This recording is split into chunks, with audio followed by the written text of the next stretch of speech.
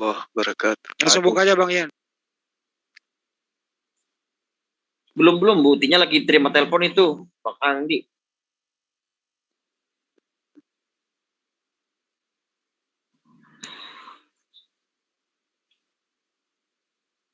Udah yang live. Jadi Ya. Assalamualaikum warahmatullahi wabarakatuh. Jadi malam ini itu Ibu Uti akan dialog dengan Ustadz Zulkifli M. Abbas. Hari ini tanggal 5 bulan 4 tahun 2021, tepat jam berapa anak-anak? Aku nggak ada jam ini. Ya kurang lebih jam 9 malam ini ya, malam yang indah ya. Semoga dialog ini membawa kita lebih mendapatkan sesuatu yang tadinya kita nggak tahu, menjadi tahu, tadinya kita tahu, menjadi lebih tahu lagi. Ditetapkan di JCC, Jom kesayangan kita semua. Selamat datang Ibu Uti. Selamat datang. Oke Bu Uti, jadi Anda boleh live kan kalau boleh, kalau nggak bisa live, boleh Anda rekam dan di-upload kembali.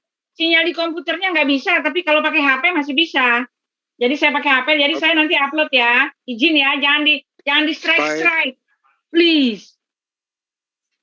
Oke, baik. Ya, diusahakan malam ini dialog yang beretika. Tanpa menyerang personal, tanpa menghujat. Saya coba lagi ya, relay ya. Saya coba relay 5 menit boleh nggak? Boleh, tapi ini udah live sekarang Ibu, jadi biarkan saya berbicara juga sampai menunggu Ibu Uti begitu. Jadi netizen yang di luar sana yang sedang di live chat, mudah-mudahan malam ini Anda dalam keadaan sehat walafiat. Ketemu bersama saya lagi nih, ya artis JCC Handi Slebes yang kebetulan belum punya channel, jadi suaranya hanya nebeng di channel Menara Islam yang begitu populer sampai dari ujung bumi utara sampai ujung timur, termasuk terkenal di Ethiopia juga. Baru pulang Handi Slebes dari Ethiopia untuk penginjilan lah. Alhamdulillah bisa menginjili 2 orang gelap, akhirnya kembali ke jalan yang terang. Tapi bukan merubah kulit ya, imannya yang dari gelap menjadi bersih gitu ya. Itulah, semoga malam ini kita mendapat pencerahan juga dari Ustadz Juma, Ustadz kesayangan kita nih, terkenal di seantero dunia. Ya, Ibu nanti kirim nomor rekeningnya. Silakan Ustadz Juma. Udah ada sama Pak Andi.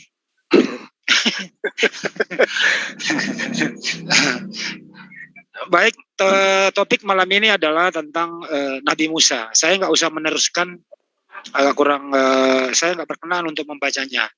Karena Nabi Musa untuk umat Islam kan tentu kita Nabi yang kita cintai, kita yakini ke 25 Nabi. Tidak sah iman kita sebagai Muslim kalau nggak mencintai, nggak meyakini Nabi Musa alaihissalam. Untuk itu nanti Ustadz Juma akan menerangkan siapa sih Nabi Musa itu.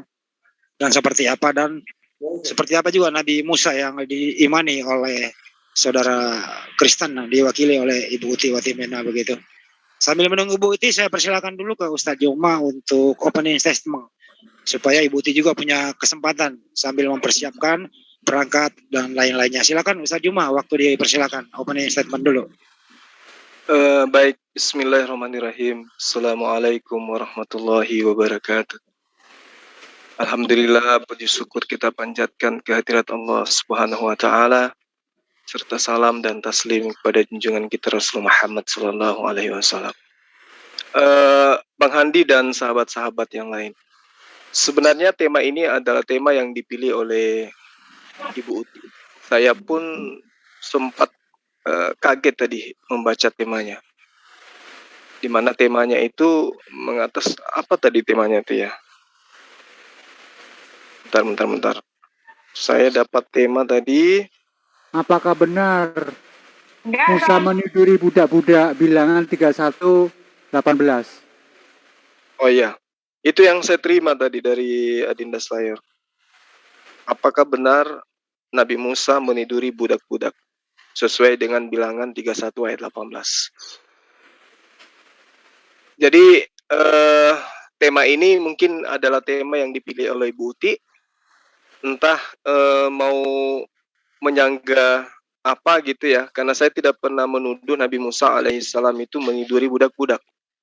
Adapun ya kalau gitu ganti ininya prajurit Musa, karena itu kan tentara ya, ngomongnya tentara itu maksudnya ganti judul aja. Tentara-tentara. Boleh, silakan. Dan di situ tidak ada budak ya, kecuali kalau budak dalam arti kata bahasa Malaysia ya, budak artinya anak, bisa jadi. Lebih baik ambil netralnya kisah Nabi Musa aja sesuai Buti dan Ya sesuai udahlah, Ustaz Musa aja. Zulkifli Iya. Itu aja. Musa Supaya- dalam perspektif bilangan 31 ayat 18. Baik. Nah, itu lebih bijak. Itu silakan lanjut. Oke, jadi mengawali pertemuan kita pada malam hari ini, sebenarnya tema ini ya berpangkal terhadap tuduhan salah seorang dari debaters Kristen yang mengatakan bahwa Rasulullah Muhammad SAW itu menikahi ibunda Aisyah radhiyallahu an usia 6 tahun. Maka saya mengatakan bahwa tuduhan itu tidak benar. Karena hadits-hadits yang dia gunakan itu adalah hadits yang tidak sesuai dengan literal yang dikhususkan menjadi hadis sahih di dalam ajaran agama Islam. Dan itu tertolak oleh sejarah. Lalu kemudian saya menunjukkan bilangan 31 ayat 18 ini. Kalau kita melihat terjemahan 1985, maka dalilnya akan berbunyi yang dikhususkan dari kitabnya Lembaga Alkitab Indonesia, tetapi semua perempuan yang masih perawan boleh kamu ambil untukmu. Nah, artinya kalau kita melihat daripada dalil ini berbicara mengenai bilangan 31 ayat 18, apalagi kalau kita melihat dari ayat 17-nya, maka sekarang bunuhlah semua laki-laki di antara anak-anak mereka dan juga semua perempuan yang pernah bersetubuh dengan laki-laki haruslah kamu bunuh. Artinya yang tidak perawan itu dibunuh. Tetapi semua orang yang masih perawan di antara perempuan yang belum pernah bersetubuh dengan laki-laki haruslah kamu biarkan hidup untukmu. Artinya ya, saya minta kepada debater Kristen baik di grup WA ataupun di malam hari ini, kalau ada batasan baik bagi Yahudi atau orang Kristen, batasan usia wanita yang bisa disetubuhi. Ya, karena ini kaitannya dengan itu. Kita buka-bukaan aja bahwa yang kita bahas pada malam hari ini adalah tentang persetubuhan, tentang wanita yang bisa disetubuhi baik di dalam ajaran agama Islam maupun di dalam ajaran sebelum Islam itu sendiri. Karena itu saya mengatakan bahwa dalil ini bercerita tentang persetubuhan. Maka sekarang bunuhlah semua laki-laki, bunuhlah semua perempuan yang tidak perawan, dan yang masih perawan bagimu, dan yang masih perawan jangan kamu bunuh, tapi ambillah untukmu. Artinya, kalau berbicara mengenai perempuan yang masih perawan, berarti itu berbicara mengenai persetubuhan. Di dalil ini jelas diterangkan bahwa laki-laki diperintahkan, tentara-tentara yang diperintahkan di sini, ya, yang kemudian perintah ini adalah perintah dari Allah kepada Nabi Musa dan juga Imam Al-Yazar, itu jelas mengambil perempuan-perempuan yang masih perawan. Silakan Anda definisikan sendiri, nanti kita akan ambil ayat-ayat dalil-dalil yang lain yang mana itu memicu penganut atau pengiman daripada kitab ini untuk melakukan hal-hal yang ya boleh saya katakan pencabulan. Silakan ditanggapi. Silakan Ya. Ibu Uti. Ya, terima kasih ya. Nggak bisa nih, saya nggak bisa ngelanjutin ini. Jadi itu kita berapa menit per menit sih? 3 menit ya. Jadi kalau terlalu panjang repot juga. Jadi kita 3 menit ya. Oke, 3 menit. Baik. 3 menit dalam 1 jam. Udah situ aja, nggak usah TikTok, nggak usah segala macam. Jadi baku sambung aja. Oke. Ya. Oke, dibantu timer aja. Iya, 3 menit 1 jam selesai gitu ya. Jadi gini. Pak Juma kayaknya ini ya. Pak Juma kalau saya mau bilang paling ahli ya dalam hal comot-mencomot cocokologi dan asumsi riat dengan ayat Alkitab dengan kitab orang lain ya. Itu faktanya ya, karena saya sendiri melihat ya, kadang saya kebingungan, wah hebat banget ya cara nyomot-nyomotnya dan cara gabung-gabungnya. Tetapi jelas sekali ya kalau mau dilihat Pak Juma ini sebetulnya nggak pernah baca Alkitab itu sampai khatam gitu istilahnya. Berisik nggak teman-teman di sini? Banyak anjing. Iya, Nggak bunyi itu. nggak apa-apa. Iya, Biar saya. aja itu hiburan. Pak Juma nggak pernah Iklan. baca Alkitab sampai khatam gitu loh, nggak mengerti ya dari kitab, misalnya dari kitab Injil sampai akhir itu nggak tahu ya. Lalu visi misi dari penulisan para rasul-rasul itu ya, apa kenapa mereka menulis seperti yang ada tertulis sekarang ya, lalu latar belakangnya, penulisan ayat. Sama sekali Pak Juma nggak tahu gitu loh. Yang Pak Juma tahu adalah ayat ini berkata seperti ini, lalu digabung-gabungkan, lalu dikreasikan, lalu ya yang penting menyangkal ya, yang penting menyangkal ketuhanan Yesus, yang penting menyangkal semua gitu. Apa yang ada tuh disangkal gitu. Dengan mencomot-comot ayat. Tetapi yang satu hal yang saya harus kasih ketahui ya Pak Juma, para penulis kitab itu mereka itu justru mati ya, bahkan mereka justru rela mati. Mereka adalah para martir ya, karena mereka menegakkan ajaran bahwa Yesus adalah Tuhan. Lalu mereka dipenjara, lalu mereka dibuang ke pembuangan. Ada yang kepalanya dipenggal, ada yang kakinya disalib, ada yang disalib. Ya seperti itu. Kenapa? Karena mereka mengajarkan di dalam kitabnya, di dalam tulisannya bahwa Yesus adalah Tuhan. Tetapi dengan catatan, dengan cara masing-masing. Tetapi inti dari pengajaran para rasul itu seperti itu. Jadi kalau Pak Juma mau mencari ayat-ayat Alkitab, ya mencari ayat-ayat Alkitab dengan mengatakan, oh ada di dalam Yohanes. Yohanes bilang begini ya, bahwa Yohanes mengajarkan, Yohanes bilang bahwa Yesus itu mengaku dia bertauhid. Itu sebetulnya kita ketawa gitu loh Pak Juma. Ketawa. Mana mungkin orang yang rela mati ya di penjara ya, mengatakan bahwa Yesus Tuhan, lalu di buku tulisan mereka berseberangan dengan apa yang mereka korbankan gitu loh. Nah sekarang untuk di bilangan ini juga sama persis. Semua asal comot-comot gitu loh. Saya mengajak Pak Juma untuk untuk membahas ini karena saya bingung. Ini apa-apaan sih kok bisa-bisanya gitu berpikiran seperti yang Pak Juma mau. Ya kalau Pak Juma baca itu ayat dari kisahnya itu ya, kisahnya kenapa itu kan tentang peperangan bangsa Midian gitu loh. Ya, jelas di situ tidak berkata bahwa perawan-perawan itu dibebaskan hidup untuk dipakai, untuk diperkosa, untuk dipesta-pesta seks itu. Ini kayaknya nggak ada itu. Nggak ada yang seperti itu, sampai sebegitunya pikiran Pak Juma gitu loh. Aneh sekali saya bilang. Bagaimana mungkin Bapak berpikir bahwa perempuan-perempuan itu bisa dipakai, lalu Bapak mengatakan di Alkitab tahun berapa itu perempuan-perempuan itu biarkan hidup bagimu, mentang-mentang ngomong kayak gitu, lalu Bapak berpikir bahwa itu akan dipakai. Mana ayatnya penunjangnya mengatakan habis itu perempuan-perempuan itu diperkosa gitu loh. Nah kalau bebas dipakai perempuan-perempuan dalam tawanan itu kan mereka budak loh, istilahnya kan budak gitu kan. Sudah jadi budak ketika orang itu sudah jadi tawanan ya jadi budak. Lalu wanita-wanita itu budak-budak itu boleh dipakai gitu. Jangan Pak. Ya ini sebetulnya juga menyelewengkan gitu loh. Ya kalau Bapak mengatakan itu dipakai lalu Bapak mengatakan sesuai dengan karakter orang-orang Kristen ya banyak kebebasan seks. Oh enggak gitu. Itu mah pikiran sendiri, asumsi sendiri gitu loh. Ya, sekarang saya mau kasih tahu, mari kita baca ya. Ayat yang keberapa? Ayat yang ke-16. Bukankah nih dia ya, ayat 15 dulu. Dan Musa berkata kepada mereka, kamu biarkankah semua perempuan-perempuan itu hidup? Bukankah perempuan-perempuan ini atas nasihat Bileam menjadi sebab orang Israel berubah setia kepada Tuhan dalam hal Peor, sehingga tulah turun ke antara umat Tuhan. Maka sekarang bunuhlah semua laki-laki di antara anak-anak mereka, dan juga semua perempuan-perempuan yang pernah bersetubuh dengan laki-laki, haruslah kamu bunuh. Tetapi semua yang muda di antara perempuan yang belum pernah bersetubuh dengan laki-laki, haruslah kamu biarkan hidup bagimu. Itu kenapa mereka perempuan-perempuan muda itu yang katanya perawan-perawan itu harus hidup? Karena mereka nggak berdosa. Ya, yang perempuan-perempuan yang dibunuh itu karena mereka jelas ditulis di ayatnya. Karena mereka itu menyebabkan bangsa Israel itu berubah setia kepada Tuhan, dan konteksnya adalah Tuhan Elohim kami itu dia pembenci yang namanya penyembahan berhala. Itu akibatnya itu luar biasa loh.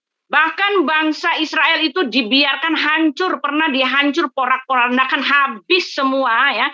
Perjanjiannya dibatalkan, perjanjian kasih sayang Elohim dengan bangsa Israel itu dibatalkan karena bangsa Israel itu berubah setia. Dibilang di dalam kitab Yehezkiel itu artinya berzina secara rohani. yang katanya yang susunya itu yang kalian bilang ayat-ayat porno itu lambang kekejian betapa orang-orang Israel itu kalau mereka menyembah berhala itu kekejian yang luar biasa.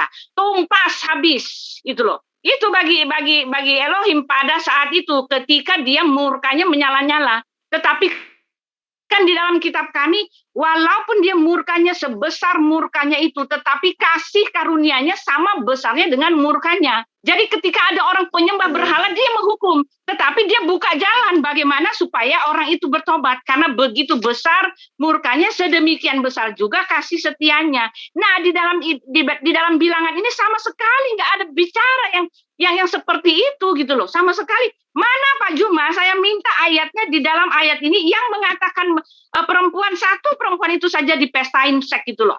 Dijadikan alat untuk pemuas nafsu birahi gitu loh. Silakan Pak. Iya. Ya, bisa nggak timernya ada 3 menit? Ini bukan 3 menit kayaknya. Ya, lebih nih tadi nih. Kurang lebih. Bisa nggak ada timer sebentar? Oke. Saya hitung tadi 4 menit lebih dikit gitu Ibu. Gak ada timer ya? Ya udah dihitung waktunya aja Bang Joma, silakan. Ya udah, ini dari timer ya? Iya. Pakai timer saya boleh aja. Dibantu. Oke, Bang Dedi silakan. Sebentar ya, mohon maaf netizen, saudara-saudara, sahabat muslim di luar sana. Kami setel timer dulu ya, demi keadilan. Bang sabar, di sini giliran Ustaz Juma akan mengkanter, akan menerangkan. Pakai 4 menit dulu aja. Oke, tolong mute-kan saya dulu. Bang Handi biar nggak ribut soalnya saya di pinggir jalan. Mute-kan saya nanti kalau baik. Bang Handi minta co-host dong. Gak bisa di sini sayang, kamu harus ke room utama. Waduh, oke lah. Silakan mana 4 menitnya? Aduh, ini spasinya kepanjangan, nggak enak nih. Channel teman-teman Menara Siar kalau ada spasi kayak gini gimana ya? Ini oke, Pak Juma lanjut aja sambil waktu berjalan. Nanti saya hitung sendiri. Silakan Pak Juma. Berjalan aja waktunya ini saya nih. Gak apa-apa. Begini, nanti kalau sudah 4 menit baru stop. Oke, lanjut. Pak Juma. Baik. Terima kasih kawan-kawan. Jadi gini, saya tidak pernah menuduh bahwa perempuan ini akan menjadi seperti apa yang diterangkan oleh Ibu Uti tadi. Saya hanya mengatakan berdasarkan dalil ini jangan Anda memfitnah Rasulullah Muhammad SAW sesuai dengan apa yang dituduhkan teman-teman yang ada di grup WA tadi. Karena dalilnya jelas, tetapi semua perempuan yang masih perawan boleh kamu ambil untukmu. Kalau Ibu Uti mencoba untuk menjelaskan, itu sah-sah saja.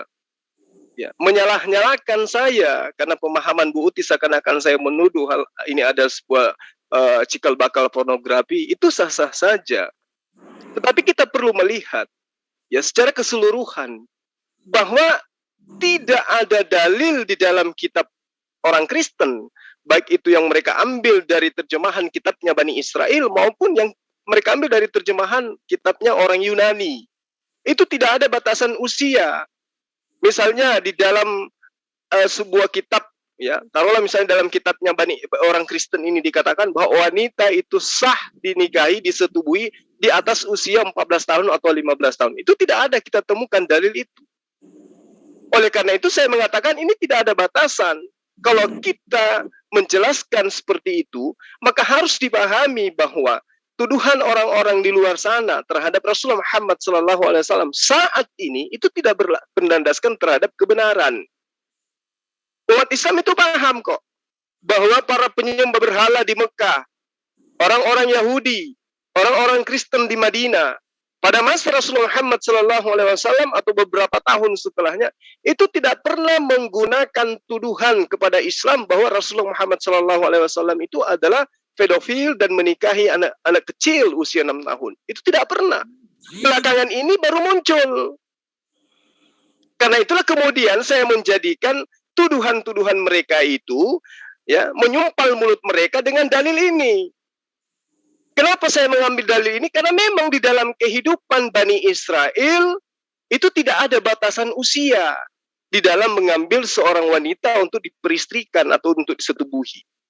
Kalau kita melihat bagaimana kemudian penjelasan ya yang sangat-sangat memiliki otoritas dalam menentukan usia pernikahan orang-orang Yahudi, seperti yang dikemukakan oleh Rabbi Salomon Isaki misalnya. Dia adalah seorang sarjana Yahudi yang terkenal. Dia jelas mengatakan kok bahwa Rebeka itu berusia 3 tahun ketika dinikahi oleh Isa. Ya. Komentar Rashi ini itu mereka rujukkan kepada Kejadian 25 ayat 20. Nah, itu ada dasarnya. Begitu juga ketika membahas tentang Kejadian 23 ayat 1. Jadi ada dasarnya. Gadis-gadis remaja Yahudi biasa dinikahkan di usia 12, 11 atau 9 tahun. Meskipun usia tersebut bukan batasan pasti. Itu ada di dalam penjelasan-penjelasan Rabi Yahudi gitu. Jadi bukan tidak berdasar terhadap apa yang saya ambil dari bilangan 31 ayat 18 ini. Belum lagi kalau kita melihat dalil-dalil yang lain, ya, ayat-ayat yang lain, bagaimana kemudian menggairahkannya. Ya, dalil-dalil yang membuat orang-orang anak-anak muda itu melampiaskan nafsunya. Misalnya di dalam Ulangan 22 ayat 28 29, apabila seorang bertemu dengan seorang gadis yang masih perawan dan belum bertunangan, memaksa gadis itu tidur dengan dia dan keduanya kedapatan. Iya kalau kedapatan. Kalau tidak, di ayat 29 dikatakan, maka haruslah laki-laki yang sudah tidur dengan gadis itu memberikan 50 shikal perak kepada ayah gadis itu. Dan gadis itu haruslah menjadi istrinya. Sebab laki-laki itu telah memperkosa dia selama hidup. Tidak boleh laki-laki itu menyuruh dia pergi. Saya ulang, di ayat 28. Oke, silakan. Ya, udah lewat 4 menit gitu. Tadi estimasinya seperti Buti juga ya.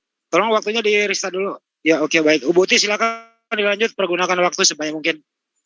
Ya, terima kasih Pak Juma. Pak Juma kayak istilah kayak menggiring opini gitu loh.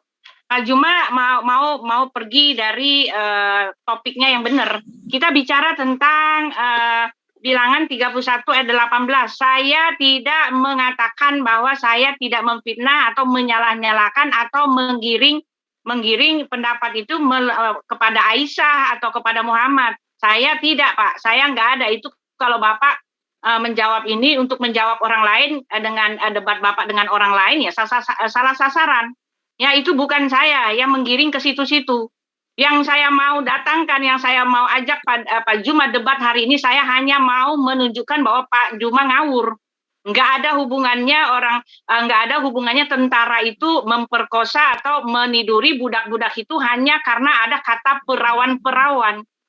Ya, saya nggak peduli dengan debat-debat Pak Juma dengan yang lain. Saya mengajak Pak Juma tidak untuk bicara tentang menggiring tuduhan-tuduhan, fitnahan orang luar. Saya tidak melakukan itu. Yang saya ajak Pak Juma adalah saya mau kasih tahu Pak Juma ngaco, ngawur gitu aja lah. Untuk Alkitab kami gitu loh. Ya, lalu Pak Juma langsung menggiring saya, mengatakan tentang Ribka Ishak itu berumur 3 tahun atau perkataan rabi-rabi. Tetapi saya mau kasih tahu Pak, Bapak nggak usah giring ke sini. Apa hubungannya dengan Ribka yang umur 3 tahun? Saya mau fokus di sini saja. Ya, bagaimana Bapak bisa mengatakan bahwa itu larinya ditidurin gitu. Itu larinya bahwa perempuan-perempuan itu adalah untuk laskar-laskar daripada Musa. Dan yang menjadi pertanyaan saya, apakah Allah Subhanahu wa taala itu adalah Elohim? Kalau saya akan buka ini semua akan terlihat dengan jelas bahwa Tuhan kita tidak sama. Itu yang saya mau kasih tahu gitu loh Pak.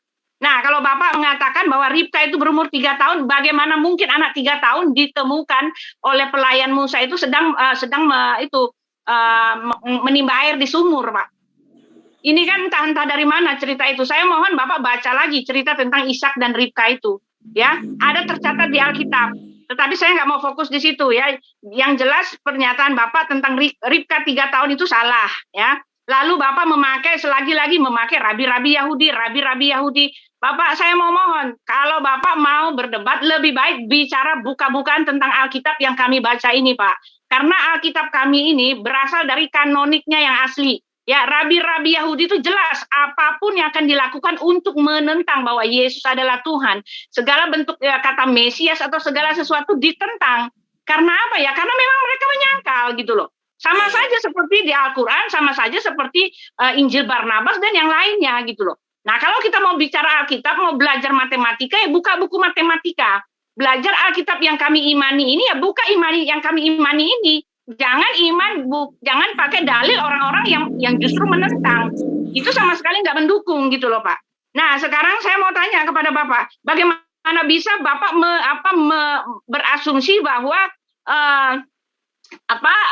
prajurit Musa itu meniduri gitu loh Pak. Dari mana asalnya? Saya minta tadi mana ayatnya setelah itu di pesta habis untuk ditiduri gitu loh. Mana ayatnya Pak? Sampai habis saya minta Bapak tunjukkan faktanya dengan jelas gitu loh. Ya, itu saja. Silakan. Ada waktu, Bu Tit? Setengah menit. Oke, Ustaz. Silakan Ustaz Juma dilanjutkan 4 menit. Jadi begini Bu Uti, saya tidak pernah mengatakan bahwa di dalil itu, di ayat itu, saya mendalilkan adanya pemerkosaan terhadap anak yang masih perawan. Saya hanya mengatakan, kalau ada perintahnya, ambillah, ya kan? Ambillah. Itu kan ada dalilnya seperti itu. Tetapi semua perempuan yang masih perawan, boleh kamu ambil untukmu. Ini untuk dijadikan apa ini? Ya silahkan Anda memikirkan ini untuk apa diambil anak-anak yang masih perawan ini. Lalu kemudian ketika Ibu Uti mengatakan itu tidak boleh mengambil dari dalil-dalil lain, tidak boleh mengambil dari rabi-rabi, pemahaman rabi, nggak bisa. Ini adalah kitabnya mereka. Kita harus merujuk kepada yang punya kitab. Pemahaman seorang rabi terhadap kitabnya itu jelas. Apalagi kalau kita membaca dalil ini kan jelas. Hahayu lakem. Artinya, biarkan mereka hidup untukmu. Yang perawan ini jangan dibunuh. Ambil untukmu. Gitu. Jadi pernikahan dini ya adalah hal biasa dalam berbagai budaya kuno di seluruh dunia. Ini yang perlu Ibu pahami. Lalu kemudian ketika Ibu mengatakan, wah itu bukan untuk di seperti itu. Ya itu pemahaman Ibu. Silakan aja. Tetapi di lapangan kita lihat dalil-dalil inilah yang kemudian memicu sahabat-sahabat kita di Eropa melakukan hal-hal yang ya menurut saya seperti yang ada di ulangan ini tadi. Apabila seorang bertemu dengan seorang gadis yang masih perawan. Nah, gadis yang masih perawan. Ini tidak ditentukan batasan usianya. Dan perempuan yang masih perawan itu belum bertunangan. Lalu kemudian laki-laki ini memaksa gadis itu tidur dengan dia. Dan keduanya kedapatan. Nah, kalau tidak kedapatan kan seperti yang terjadi saat sekarang. Kalau mereka suka sama suka, itulah yang terjadi. Lalu kemudian banyak dalil yang mendukung apa yang saya katakan terhadap bilangan 31 ayat 18 ini. Contoh, di Hosea 1 ayat 2 lagi. Ya, pergilah, kawinilah seorang perempuan sundal dan peranakanlah anak-anak sundal. Karena negeri ini bersundal hebat dengan membelakangi Tuhan. Dalil-dalil inilah yang memicu semua itu terjadi. Jadi bukannya saya tidak ada dasar untuk menuduh. Lalu kemudian di Hosea 4 ayat 14. Aku tidak akan menghukum anak-anak perempuanmu sekalipun mereka berzina. Atau menantu-menantumu perempuan sekalipun mereka bersundal. Sebab mereka sendiri mengasingkan diri bersama-sama dengan perempuan-perempuan sundal. Dan mempersembahkan korban bersama-sama dengan sundal-sundal bakti. Dan umat yang tidak berpengertian akan runtuh. Saya bukannya mengada-ngada. Dalil demi dalil kalau kita ungkap di dalam kitab yang diimani oleh orang Kristen. Saya bisa mengatakan secara kesimpulan.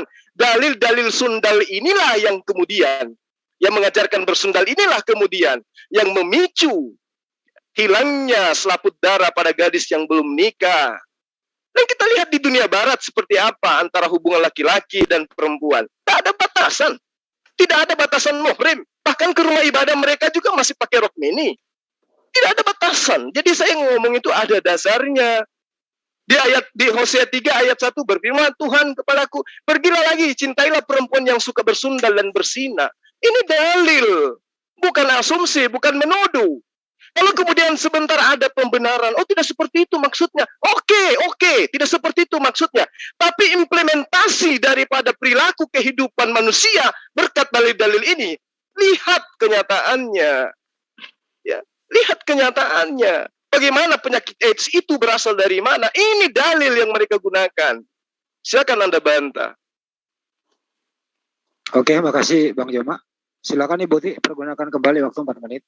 Oh ya, terima Terima kasih. Jadi Pak Juma jelas ya, tidak bisa menunjukkan mana yang dia tuduhkan ya seperti sekeji itu untuk kami ya di dalam ayat kitab kami, hanya berasumsi ya dengan mencomot-comot ayat. Sudah saya kasih tahu ya, Pak Juma tidak pernah baca Alkitab sampai khatam ya. Kalau Pak Juma membaca Alkitab itu sampai khatam, mengetahui ya visi misi dari Nabi Hosea itu, Pak Juma akan malu gitu loh ya. Pak Juma akan tahu bahwa apa yang Pak Juma lakukan ini hanyalah ini menuduh-nuduh tanpa dasar gitu loh. Ya. Lalu Pak Juma mengatakan bahwa di dalam Hosea 1 ayat 2 menunjukkan bahwa apa yang telah dilakukan oleh tentara Musa itu ya hanya karena disebutkan di situ Pak Juma memakai ayat dari rabi-rabi yang mengatakan tetapi perawan-perawan itu biarkanlah hidup bagimu ya, kita buka lagi tadi ya, dibiarkanlah hidup bagimu. Lalu Pak Juma mengatakan di dalam teks aslinya mengatakan untukmu ya, tadi dia bilang apa tadi Pak Juma mengatakan biarkan hidup untukmu. Itu jauh sekali Pak. Alkitab kami ini ya, saya mau kasih tahu, saya sekali lagi bilang sama Pak Juma, kalau Bapak mengambil dalil-dalil yang salah ya tentu saja semua dalil Bapak itu ngawur kejeblok-jeblok gitu loh, karena dalilnya pun salah. Ya, ayat yang mana yang mengatakan seperti itu, Pak? Sedangkan di kitab kami ini, Alkitab ini, walaupun dia ditulis di dalam bahasa Indonesia, diterjemahkan dalam bahasa Indonesia, tetapi jelas rujukannya ada, aslinya ada. Oke, diambil dari standarnya yang asli. Standarnya asli adalah dari Injil kanonik. Dan ketika Bapak mengatakan, ya iya, tapi kan mereka orang Yahudi. Kalau mau tahu tentang orang Yahudi, ya dari buku-buku Yahudi. Tetapi sekarang saya mau kasih tahu, Pak, Yahudi mana yang kami pakai? Kami tidak memakai Yahudi yang menolak Yesus.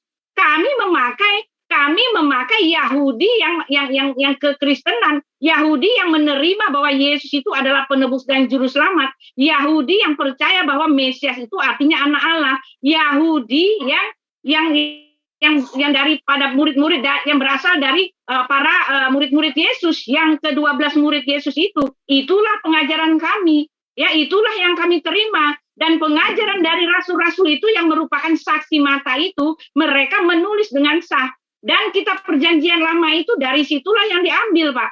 Jadi jangan misalnya begini ya, ketika Bapak mau mengetahui tentang kisah seseorang ya, tentang pribadi seseorang, Bapak tidak pernah bertanya kepada musuh orang itu.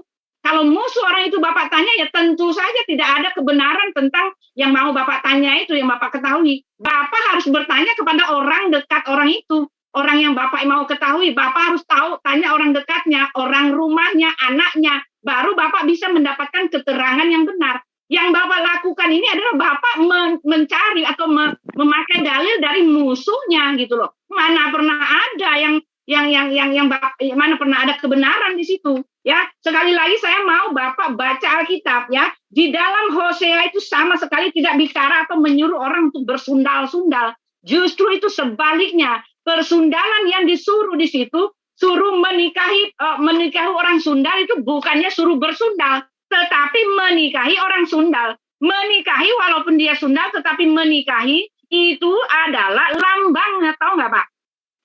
Lambang itu semua adalah Tuhan yang memberikan kiasan kepada Hosea supaya Hosea memberikan pengetahuan kepada bangsa Israel bahwa betapapun berdosanya orang, betapapun sundalnya orang, kalau dia bertobat akan menghasilkan anak-anak yang penuh berkat. Bapak baca seluruh ayatnya itu dulu ya. Kalau perempuan sundal dinikahi memang kenapa? Oke, Bu Uti. Bukannya untuk bersundal, tetapi menikah dengan perempuan sundal. Habis waktunya, Bu Uti. Habis waktunya, nanti kembali lagi ke Ibu Uti ya. Mohon sabar ya. Silakan Ustaz Juma, dipakai 4 menit selanjutnya. Terima kasih. Jadi apa yang Ibu Uti lakukan itu tidak salah. Pembelaan terhadap apa yang saya sampaikan.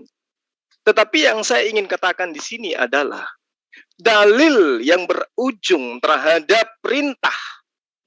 Kalaupun nanti ada larangan, ya kita lihat sejarah. Kita lihat sejarah, rentetan sejarah catatan kehidupan anak cucu Adam. Bagaimana gereja di Australia mengakui beberapa pendetanya pedofil. Bagaimana pendeta cabul keliling gereja di Surabaya. Bagaimana kardinal Australia, ya gereja Katolik melecehkan dan berbagai macam, ya, kita disuguhkan dengan materi-materi yang pelecehan, pedofil terhadap anak-anak. Ini tidak bisa ditutup-tutupi. Nah, apa yang mendasari? Ada yang mendasari itu. Ada yang mendasari. Kembali kepada dalil yang tadi. Perintah ini jelas. Ya. Perintah ini jelas berasal dalam kitab sucinya Anda. Kalau kemudian Anda mengatakan, oh itu salah. Anda salah mengartikan, oke, Zulkifli Abbas dalam hal ini salah memahami. Tetapi efek daripada apa yang saya terangkan malam ini, itu kita lihat dengan mata kepala sendiri. Kejadian 38:21, Imamat 21 ayat 9, Ulangan 22 ayat 21, Yesaya 21 ayat 17, Yeremia 2 ayat 20, Yesaya 23 dan seterusnya, Yeremia 36 dan seterusnya. Semua perintah bersundal. Ini bukan fitnah, ini dalil. Dan kita disuguhkan kata-kata ini di dalam kitab Anda. Ya memang sakit membahas ini, pedis memang. Tapi mau kayak mana ibu yang milih temanya seperti itu? Dan saya tidak mungkin mengatakan, memang di dalam bilangan 31 ayat 18 itu perintah untuk mencabuli ada di situ. Saya tidak pernah mengatakan itu. Saya katakan bahwa di dalam kitab Anda, khususnya ayat 18, tetapi semua perempuan yang masih perawan, boleh kamu ambil untukmu. Boleh kamu ambil untukmu. Lalu kemudian didukung oleh dalil-dalil yang menggairahkan jiwa muda manusia. Kidung Agung 7:1 ayat 9, betapa indah langkah kamu dengan sandal-sandalmu itu. Ya.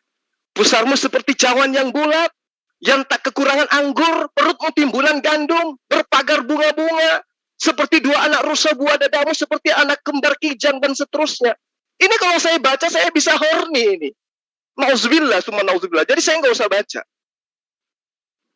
Ya, kita saja, saya saja yang tidak mengakui kitab ini sebagai kitab suci, itu bisa melahirkan efek kelaki-lakian terhadap saya.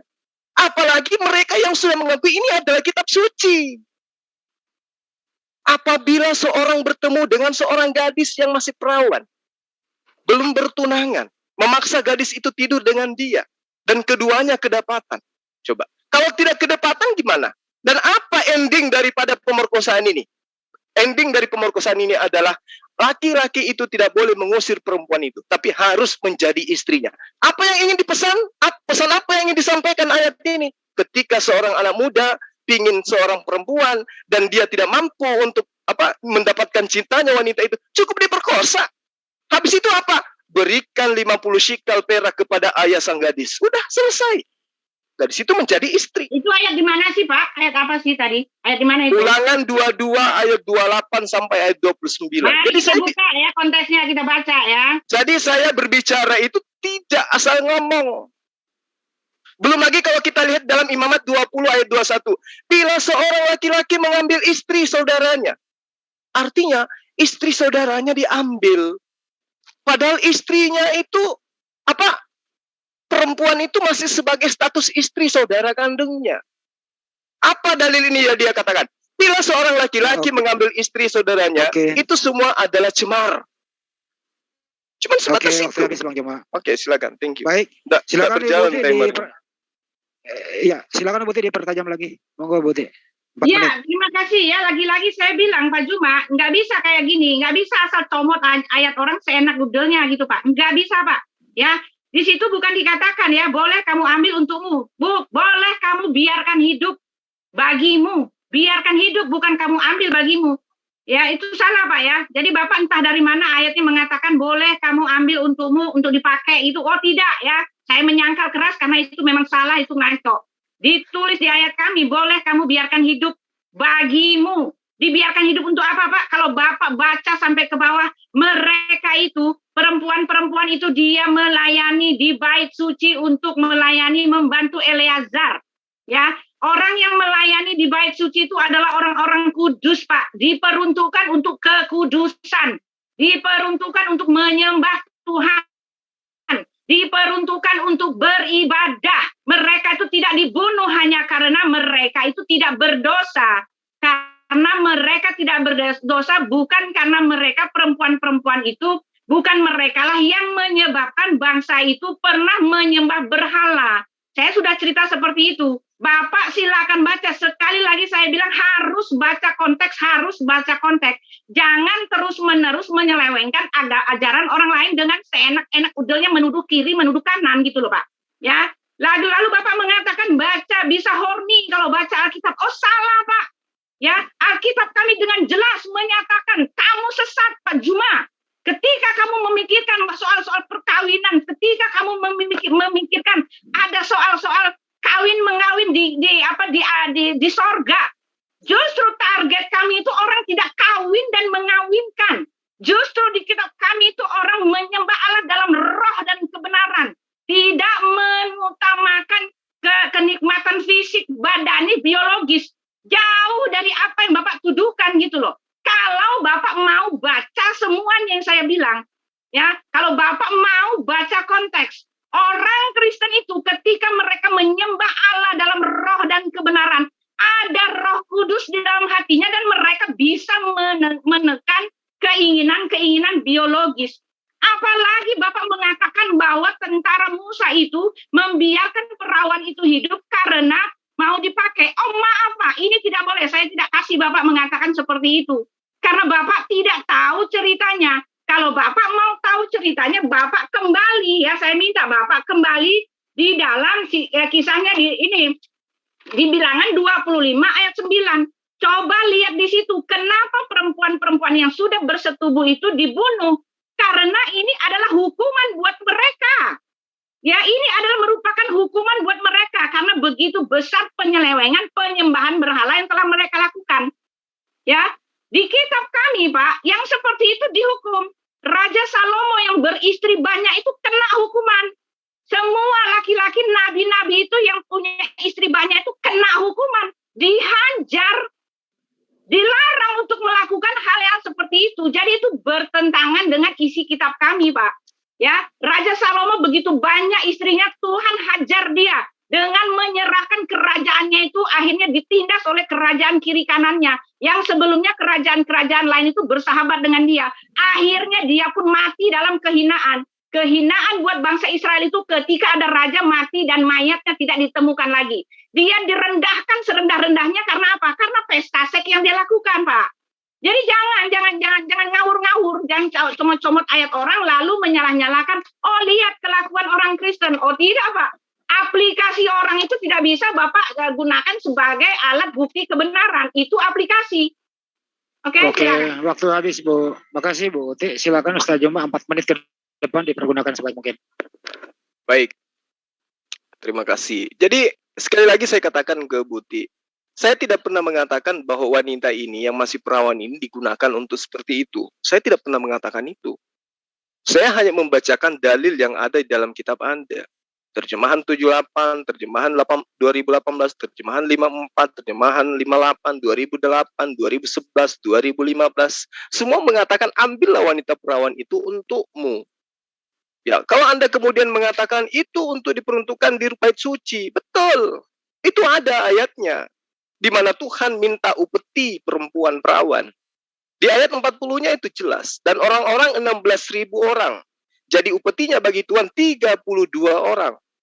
32 orang untuk upeti ya bagi Tuhan.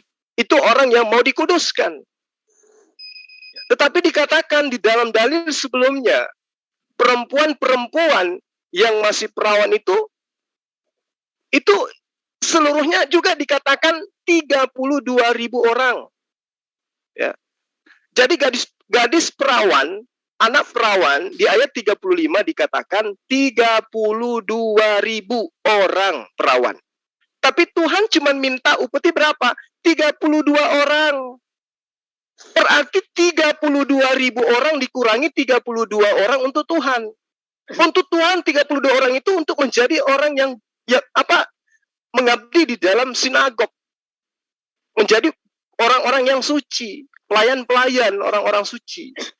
Itu jumlahnya berapa? 32 orang. Sementara yang perawan ini ada 30.000. Jadi berapa ribu perempuan perawan ini mau diapakan? Sementara Tuhan cuma minta 32 orang. Ini dalil. Sekali lagi saya katakan ini dalil. Bukan fitnah. Ini dalil. Lalu kemudian ibu mengatakan, jangan Anda sangkut pautkan dengan pola kehidupan orang Kristen. Iya, saya tidak nyangkut pautkan, tapi fakta yang kita lihat. Fakta yang kita lihat. Saya tidak menuduh, tapi fakta yang kita lihat. Apalagi kalau kita bercerita tentang sembahan teman-teman Kristen itu sendiri. Bagaimana kemudian silsilah Yesus ini berasal dari mana gitu loh. Banyak santer kita sering dengarkan debater-debater Kristen mengatakan bahwa Yesus itu dari keturunan pelacur. Jadi kalau orang berpikir Tuhan aja dari keturunan pelacur, kenapa kita nggak melacur? Sementara dalam kitab kita itu penuh dengan dalil-dalil melacur. Sementara Tuhan juga mengatakan, aku tidak akan menghukum anak-anak perempuanmu sekalipun mereka berzina.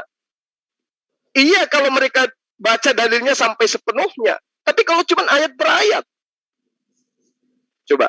Kalau ayat per ayat, siapa yang menjamin bahwa semua orang Kristen akan membaca kitab ini sepenuhnya? Siapa yang menjamin? Lotong ibadahnya mereka cuma sekali seminggu kok. Tapi faktanya, dalam kehidupan nyata mereka, apa yang mereka lakukan? Makanya ketika saya dibantah, mengatakan bahwa itu adalah fitnahan terhadap kitab kami, tunjuk dalil. Mana batasan wanita bisa disetubuhi dalam ajaran agama Kristen? Perjanjian lama, perjanjian baru. Kalau ada dalilnya, tunjuk. Berarti saya salah. Tapi kalau tidak ada, maaf saja. Belum lagi kalau kita merujuk tuduhan, ya, seorang nabi diperkosa oleh 2 anak gadisnya. Bagaimana seorang Lut, ya, itu dikatakan digagahi, diperkosa, diberi minuman oleh 2 orang gadis, sampai anak gadisnya ini hamil. Apa yang ingin disampaikan kepada umat manusia dengan dalil-dalil seperti ini? Membuat orang tuanya mabuk, kemudian mereka menggagahi kemaluan orang tuanya. Ini apa yang ingin pesan apa yang ingin disampaikan kepada manusia? Moral apa yang ingin disampaikan oleh manusia? Boleh Anda mengatakan? Oke, silakan. Waktu habis. Oke, makasih. Nanti masih ada selanjutnya. Silakan Ibu Uti, 4 menit ke depan buat Anda. Ya, kalau begini jelas Pak Juma hanya menghina-menghina ya. Sepertinya hanya menghina-menghina ya. Tidak mau mendengar apa yang saya katakan ya. Baik Pak Juma, kalau Pak Juma mengatakan itu kelakuan orang yang seperti itu, sekarang saya mau balikan lagi ke Pak Juma. Ya, saya mau balikan lagi. Tidak ada hukum mutah di tempat kami, Pak. Tidak ada hukum berpoligami di tempat kami, Pak. Tidak ada pesta seks di sorga di tempat kami, Pak. Tuhan kami mengatakan itu semua sesat, Pak. Ya, tidak ada hukum bersundal itu masuk sorga di tempat kami, Pak. Tidak ada. Jadi jangan terlalu menghina nih, Pak. Ini nggak bagus gitu loh.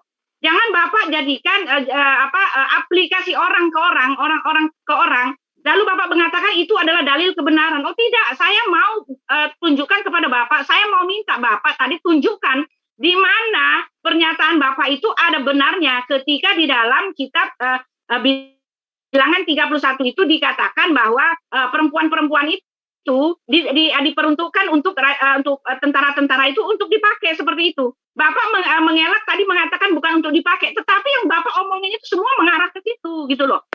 Ya, tidak ada Pak. Saya sudah bilang ya, kalau dibilang upeti buat Tuhan segitu bukan berarti Tuhan akan meniduri dia juga. Mana ada Tuhan di tempat kami, Tuhan kami nggak ada berurusan dengan begitu-begitu, Pak. Di tempat kami sorga itu tidak ada orang kawin dan mengawinkan, bahkan semua orang yang ada di sorga itu hidup bagai malaikat. Jadi jangan hubung-hubungkan dengan hal-hal yang seperti ini dengan kami, Pak. Kami tidak mengenal konsep yang seperti itu. Konsep surga yang penuh kenikmatan seks, tidak kenal kami dengan begitu, Pak. Kami tidak kenal yang menikah banyak-banyak itu, tidak kenal, Pak. Jadi salah semua yang Bapak lakukan ini cuma tuduhan-tuduhan yang berdasarkan comot dan membuat ajaran baru dengan comotannya sendiri. Sudah saya bilang katam dulu. Bapak sendiri tadi mengatakan ya, kalau tidak semua mereka baca konteks. Yang mereka baca hanyalah kata-kata porno yang beberapa ayat itu. Bapak sendiri mengatakan bahwa itu kalau mereka baca konteks artinya tidak akan seperti itu. Tetapi kalau mereka asal bahasa comot-comot, ya memang mereka akan, kata Bapak, mengarahkan mereka untuk melakukan percabulan. Tetapi sekarang saya mau tanya kepada Bapak, percabulan mana yang dilakukan oleh orang-orang yang bercabul itu hanya karena mereka baca Alkitab? Karena mereka baca Alkitab. Mana, Pak? Tolong saya minta buktinya ada orang yang berbuat cabul dalam hidupnya karena dia baca Alkitab. Maaf, Pak, tidak seperti itu. Alkitab bukan kitab porno, tetapi Alkitab itu menuliskan Justru Alkitab itu betul, tepat, benar, dan amin. Karena Alkitab itu membuka aib manusia. Sudahkah saya bilang? Alkitab itu membuka aib manusia, menceritakan kebobrokannya, menceritakan kejatuhannya di dalam dosa, menceritakan semua hal-hal yang membuat mereka berpaling dari Tuhan. Itu yang harus Bapak ketahui. Jadi tidak akan pernah ya kejatuhan manusia itu ditutup-tutupin. Munafik-munafik, oh tidak. Karena memang untuk itulah Injil itu, untuk itulah berita keselamatan itu, untuk itulah Alkitab ditulis. Menunjukkan betapa berdosanya manusia itu, sehingga mereka butuh penebusan, sehingga mereka butuh penyelamatan, sehingga mereka butuh kekudusan. Alkitab menceritakan hal-hal seperti itu bukan suruh orang bercabul ria, tetapi itu justru teguran hebat kalau Bapak mau baca konteksnya. Dan tidak ada seorang pun berbuat cabul karena dia membaca Alkitab. Orang yang berbuat cabul itu karena dia jauh dari Allah. Dia tidak mengaplikasikan Alkitab yang mereka baca, gitu loh. Jadi jangan jadikan dalil seperti ini. Aplikasi di tempat Bapak itu dilarang mencuri, ya tetap aja banyak yang mencuri. Dilarang korupsi, ya tetap aja banyak yang korupsi. Aplikasi bukan dalil, Pak. Waktunya habis, Bu Uti. Waktunya habis, mohon maaf. Silakan Ustaz Juma, dipergunakan 4 menit lagi ke depan. Ya, jadi saya luruskan, Bu ya. Saya tidak ada menghina, Bu. Saya tidak menghina. Semua yang saya bacakan ini ada dalilnya. Kalau kemudian Anda sanggah, ya silakan aja. Lalu kemudian Anda mengatakan di kitab Anda tidak diajarkan kawin-mawin. Iya, di hari kebangkitan. Karena belum masuk ke surga memang. Tapi kalau di surga, Yesus mengajarkan kok. Seumpama seorang Yesus itu sebagai mempelai laki-laki, mempelai pria. Ketika datang mempelai pria, duduk di pelaminan, pintu ditutup. Ngapain pintu ditutup? Katanya pelaminan. Ya. Jadi, berbicara mengenai kebenaran memang berat. Kalau Anda mengatakan bahwa kami tidak mengajarkan seperti itu, kitab kami mengajarkan kudus, oke. Mungkin iya. Ya, itu hak Anda untuk mengatakan itu. Tetapi pada faktanya, akibat daripada dalil-dalil ini kita melihat kok tidak bisa kita tutup-tutupi. Ada gereja yang beribadah sambil telanjang. Ada kitab yang dibuatkan khusus untuk gay. Banyak kok yang kita lihat sekarang ini. Apa yang mendorong semua itu? Tentu dalil. Tentu dalil. Makanya saya katakan tadi, Yeskil 16 ayat 17, Yeskil 16 ayat 26, semua memerintahkan bersundal. Ya, semua mencerahkan tentang persundalan. Kalau ibu mengatakan, oh itu tidak, itu adalah tidak ada yang ditutupi. Oke, akibat daripada tidak ada yang ditutupi, itulah kemudian yang menyebabkan hal itu terjadi. Mereka bersundal di Mesir, mereka bersundal pada masa mudanya, di sana susunya dijama-jama, dan dada perawanannya dipegang-pegang. Mungkin kalau orang-orang yang taat ibadah seperti ibu, mungkin membawa dalil ini ke ranah yang positif.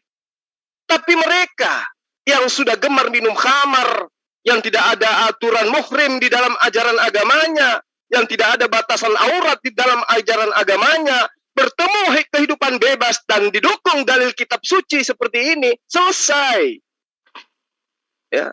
Belum lagi kalau kita baca bagaimana birahi kepada kawan-kawannya bersundal yang auratnya seperti aurat keledai dan sakarnya seperti sakar kuda. Ini semua buat apa dipertontonkan dalil-dalil seperti ini? Saya sebenarnya sudah puluhan tahun jadi kristolog, tidak pernah mau membahas ini. Tapi saya kaget tema yang ibu pilih. Artinya ibu ingin menggali kuburan ibu sendiri, karena dalil-dalil ini penuh. Kalimat yang paling banyak di dalam kitab Anda itu adalah bersundal, bersundal, bersundal, bersundal, bersundal, bersundal. Bahkan kalau kita melihat, ya, pesundal lebih duluan masuk surga daripada orang-orang yang taat. Itu dalam kitab Anda juga. Kalau saya salah paham, mungkin saya, tapi apakah cuma Zulkifli yang salah paham? Hanya saya seorang yang salah paham terhadap dalil itu? Atau banyak orang Kristen di luar sana, khususnya di Eropa sana, yang salah memahami dalil itu? Ini jadi saya tidak boleh dikatakan bahwa saya memfitnah, saya menghina. Ini justru menyadarkan orang-orang bahwa kitab yang Anda imani sebagai kitab suci justru memberikan pesan yang negatif. Kalau Anda mengatakan, oh itu jujur, itu pelajaran, karena mereka akan diberi faktanya. Daud dari keturunannya tumbuh, lahir sosok Tuhan. Bayangkan. bersundal, dari persundalannya kemudian kalau itu buruk, kenapa dia justru dari poligami itu melahirkan sosok Tuhan untuk miliaran manusia? Jadi tidak bisa Anda berdalih bahwa kami ini adalah, ya, Ibu Uti mungkin. Tapi pada faktanya secara umum kita lihat bagaimana kehidupan Eropa di sana. Bagaimana asal-usulnya penyakit AIDS, penyakit kelamin itu dari mana datangnya. Mereka yang mengaku suci, mereka yang mengharamkan poligami, tapi faktanya poligami haram, yang lain bebas. Oke, thank you. Oke, makasih Bang Jama. Ibu Uti silakan dilanjut lagi 4 menit ke depan. Ya, saya mau kasih tahu ya. Jadi ini jelas, ini cuma hanya asumsi. Sekali lagi asumsi lagi ya. Saya sudah bilang ya, aplikasi tidak bisa dijadikan dalil, tetapi Pak Juma tetap tidak mau terima ya. Silakan saja penonton menilai bahwa Pak Juma tidak punya pembelaan apa-apa lagi untuk yang saya kasih ya, karena untuk dalil-dalilnya, karena dalil-dalilnya hanyalah aplikasi. Perlu Pak Juma ketahui bahwa Amerika itu adalah mereka adalah negara liberal di mana hak asasi manusia itu begitu diagungkan. Jadi ketika mereka melakukan penyelewengan yang ditentang oleh agama, mereka dibiarkan. Bahkan ada yang namanya gereja setan, menyembah setan, betul-betul itu namanya tetap gereja, tetapi yang disembah setan. Gereja yang Bapak bilang melegalkan LGBT ya tetap gereja, tetapi bukan ajaran Alkitab yang diikuti. Ya, tidak ada ajaran Alkitab yang mengatakan boleh mengizinkan LGBT. Bahkan Alkitab menyatakan para pemburit itu akan tidak ada satupun pemburit akan mendapatkan bagian dalam kerajaan sorga. Sekali lagi saya sudah bilang bahwa aplikasi itu tidak bisa dijadikan dalil. Ya, karena aplikasi itu bagaimana orang menerapkan apa yang mereka pelajari. Di dalam gereja yang Bapak bilang LGBT yang telanjang itu jelas itu bukan berdasarkan Alkitab. Itu ajaran buatan mereka sendiri atas nama gereja. Tetapi itu bukan gereja. Bukanlah orang-orang yang bersekutu dalam jalurnya yang benar. Itu adalah kumpulan-kumpulan orang-orang liberal yang memang kebebasan mereka dibiarkan gitu loh. Ya, jadi nggak bisa Pak. Bapak tidak bisa mengatakan yang diajarkan oleh di dalam LGBT itu adalah ajaran dari Alkitab. Oh, tidak ada. Para pemburit, ya, para lesbian, para homo itu dibuang ke neraka. Ada ayatnya. Bahkan dengan keras rasul-rasul menentang itu. Ya, tidak sesuai dengan isi Alkitab. Ya, ada. Jadi jangan jadikan seperti itu, Pak. Jadi jangan jadikan itu sebagai dalil. Lalu Bapak mengatakan bahwa tadi apa lagi? Ada kata bersundal, sudah saya kasih tahu. Arti bersundal itu adalah perjinahan rohani. Ya, buah jakarnya dipegang-pegang, baca dulu. Mari kita baca. Apa maksudnya di situ? Kekejian, kejijikan, kebobrokan mental manusia itu digambarkan seperti jakar kuda di mana susunya dipegang-pegang. Itu justru kekejian di mata Tuhan. Lambangnya seperti itu. Bukan menyuruh orang berpornografi. Justru itu hukuman, justru itu larangan, justru itu aib. Aib yang sama, yang betul-betul aib yang menjijikkan digambarkan untuk melakukan kelakuannya seperti itu. Semua yang Bapak bilang sundal itu mana sundalnya? Bapak bilang mengatakan bahwa Yesus itu adalah pengantin loh. Pengantin itu adalah lagi-lagi kiasan. Makanya saya bilang baca Alkitab itu secara keseluruhan, Pak. Ya, tidak sama dengan Al-Quran Bapak yang hanya bisa dibaca satu ayat, ya itulah artinya. Tetapi kami tidak seperti itu. Tidak ada orang yang berbuat dosa hanya karena membaca Alkitab. Semua orang yang membaca Alkitab secara khatam itu mereka bertobat, Pak. Terlihat dengan jelas itu apa isi dalam Alkitab itu. Tuhannya itu Tuhan yang nyata, Tuhan yang benar, Tuhan yang ada, yang tidak pengajarannya tidak bertentangan dengan hati nurani, tidak bertentangan dengan akhlak moral manusia. Ya, pengajarannya tidak seperti itu, Pak. Menentang ya segala penyelewengan akhlak manusia. Tidak ada yang mengajarkan kawin banyak, tidak ada yang mengajarkan pesta seks di surga. Oh, tidak, Pak. Ya, nanti saya buka satu ya. Contoh saja, Hosea 1 ayat 2. Mari kita buka. Ya, yang susu jakarnya dibuka-buka itu, dikemas-kemas itu, mari kita baca. Apa itu artinya? Ya, kita lihat ya. Tadi di mana tuh? Jakar-jakar yang Bapak bilang tuh ayatnya di mana? Mari kita lihat apa artinya. Semua tentang persundalan itu artinya penyembahan berhala, perjinahan yang merupakan kekejian di mata Tuhan. Jadi jangan asal comot-comot ayat orang, Pak. Jangan, nggak boleh ya. Oke, makasih Bu Uti. Ya, udah berapa lama lagi nih? Udah selesai, Kak? Kalau habis Bang Juma nanti, Ibu Uti boleh closing statement kembali ke Bang Juma closing statement ya. Bang Juma dulu, silakan Bang Juma. Baik, terima kasih. Ya, jadi gini, baru-baru ini santri kita dengarkan bagaimana dukungan Paus Fransiskus ya, Paus ini ya, dia secara terang-terangan publik ya, untuk serikat sipil sesama sejenis itu diiyakan, ya kan? Meski kemudian ada penolakan, meski kemudian ada revisian, tetapi kita lihat, kita disuguhkan ya, tanggal 22 Oktober 2020 kemarin, bagaimana seorang Paus ya, membolehkan, melegalkan pernikahan sejenis. Ini efek dari siapa? Kalau seorang Paus sudah mengatakan seperti ini efek dari mana? Jadi saya bukan menghina, bukan memfitnah, bukan mau merendahkan, saya bukan berasumsi. Ini dalil. Kalau kemudian saya salah, berarti orang-orang semua di luar sana itu salah. Karena mereka setelah melakukan hal-hal seperti itu, ternyata dalam kitab mereka itu dilarang. Kalau itu dilarang. Yeskil 22 ayat 10 ayat 11. Padamu orang menyingkapkan aurat istri ayahnya dan memperkosa perempuan pada waktu cemar kainnya yang menajiskannya.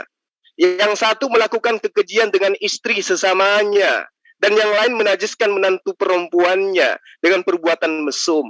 Orang lain lagi memperkosa saudaranya perempuan, memperkosa anak kandung ayahnya. Ini dalil.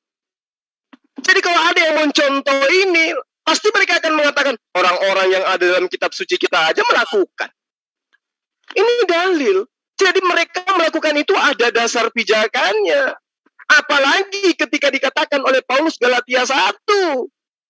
Dengan matinya Yesus maka kita dibebaskan dari hukum Tuhan yang ada dalam hukum Taurat. Mau kayak mana lagi? Sunat perjanjian kekal Allah saja itu dibatalkan. Tak boleh lagi bersunat. Karena siapa yang bersunat, Yesus Kristus tidak berguna baginya. Apalagi kalau cuma hal-hal persundalan kayak begini. Ya, bukankah kitab perjanjian lama itu sudah tidak berlaku lagi? Yang berlaku lagi adalah hukum kasih. Kasih. Kalau kamu diperkosa, kasih yang lain lagi untuk diperkosa. Itu pemahaman saya secara pribadi. Tetapi kalau itu salah, berarti dalil ini juga harus dirubah. Pemahaman terhadap dalil ini juga harus dirubah. Tetapi di lapangan kayak mana? Bagaimana seorang Paus, bagaimana perbuatan-perbuatan para pendeta di luar sana yang melakukan pedofil, pencabulan di mana-mana. Ini fakta. Dan apa yang mendukung mereka untuk melakukan itu? Itu tadi yang saya katakan, ada ribuan kata persundal di dalam kitab yang mereka anggap sebagai kitab suci. Ya, jadi kalaupun saya salah, saya hanya berpijak kepada dalil ini gitu loh. Makanya saya mengatakan, saya sudah puluhan tahun jadi kristolog, tidak pernah mau mengungkap masalah ini. Tapi karena Bu Uti yang mencoba untuk menggalinya, silahkan. Hosea 1 ayat 2 yang Ibu katakan, pergilah kawinilah seorang perempuan sundal dan peranakkanlah anak-anak sundal. Pesan apa yang ingin dia sampaikan ayat ini? Moral seperti apa yang ingin diajarkan oleh dalil ini? Silakan, itu PR gereja untuk mengajarkan moral terhadap anak didik mereka, terhadap jemaat-jemaat muda mereka. Tapi apakah pendidikan itu bisa membendung ya, pemahaman mereka terhadap dalil yang ada dalam kitab suci mereka? Saya curiga gereja tidak menggunakan toa karena tidak mau membacakan dalil-dalil ini. Oke. Waktu habis.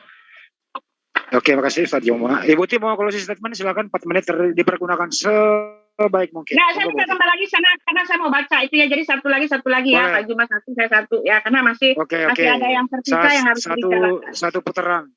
Ya, satu putaran lagi. Oke, satu putaran lagi, monggo. Ya, Oke. Satu putaran lagi ya, sebentar. Ya, jadi Pak Juna mengatakan kalau saya salah, kalau pemahaman saya salah, betul Pak Juma salah, ngawur.